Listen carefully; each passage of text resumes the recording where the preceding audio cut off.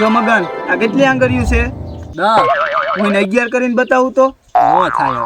જો આ 10 9 8 7 6 ને 5 11. અરે ભાઈ કેમ થઈ ગયા ને? હા ભાઈ તું જાદુ કરશે હો. આ તો કઈ નહીં, હું 5 અને 2 ને 10 કરી દઉં. એ કેમ? 5 ગુણ્યા 2. અરે ભાઈ ઓલો છોકરો જઈને એને પાકું બાયુના સંપલ પહેર્યા છે. તને કેમ ખબર? જોઈની પાછળ રેતી ઉડે. અરે વાહ સગનિયા, હું દિમાગ છે તારો. આવો દિમાગ તો આખા ગામમાં કોઈનો નથી. એટલે દિમાગ તો મારામાં બહુ છે, કોઈ દી ઘમંડ નથી કર્યો.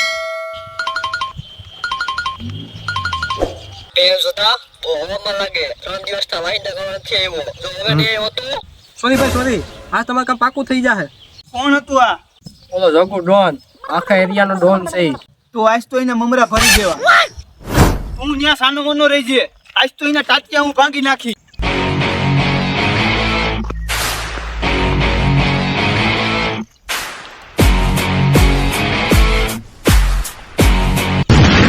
Run.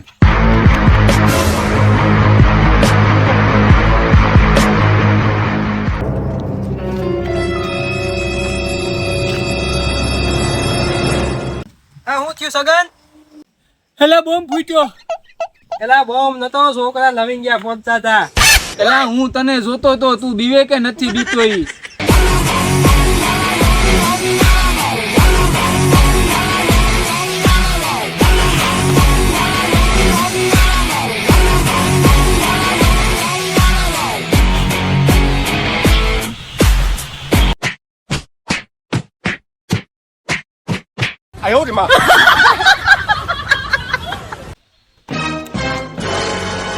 તું ડોન ને મારો યાર ભાઈ, તમે આ ક્યાં જે કરે ગઈ ના ટાટિયા વાગી નાખી. જો તને મારું હોય તો મારા ગુરુની સલાહ લેવી જોઈએ. હવે ફાકા રહેવા દે તારા. એ ભાઈ મારા ગુરુ ઉપર શક ન કરતો, તું બહુ તાકાતવર અને જ્ઞાની છે. તો હાલ. ત્યાં તું બોલવામાં ધ્યાન રાખજે. મારા ગુરુ છે ને બહુ સંસ્કારી છે.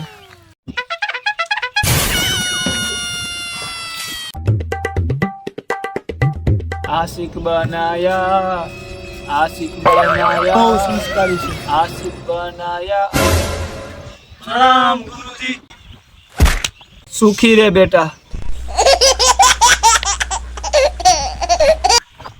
શું ગુરુજી, પૂજા પાઠનો શું વિચાર છે?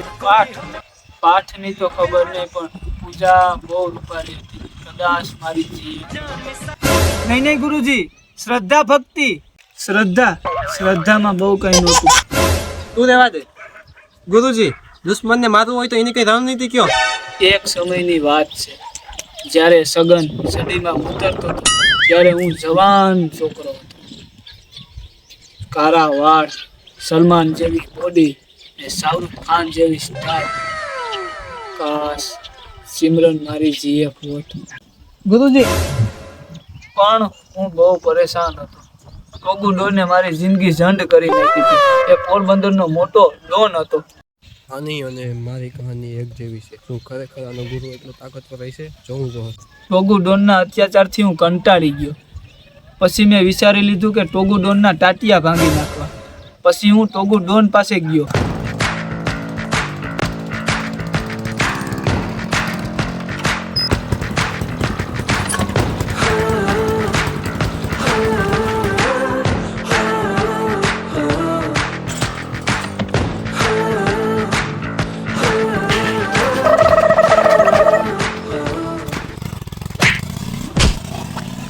અને છેલ્લે હું ટોગુ ડોન સામે હારી જાઉં છું. અને સાંભળવામાં આવ્યું છે કે ટોગુ ડોનનો મોટો છોકરો જગુ ડોન એનાથી પણ ખતરનાક છે, એટલે એનાથી બચીને રહેજો. બહુ તાકાતવર અને જ્ઞાની છે.